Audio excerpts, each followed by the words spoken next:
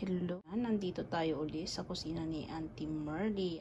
Ngayong gabi magluluto tayo ng pinakbet na gulay. May version ito kasi ang pinakbet ay hindi naman talaga nilalagyan ng saluyot. Pero favorite ko kasi ang saluyot at saka okra, kaya ang daming okra at saka saluyot, 'di ba? Okay? Ito yung mga ingredients natin. Ginayat ko na siya. Unang-una ang karne ng baboy. Ayan, at saka saluyot. Ayan, saluyot. Then kalabasa,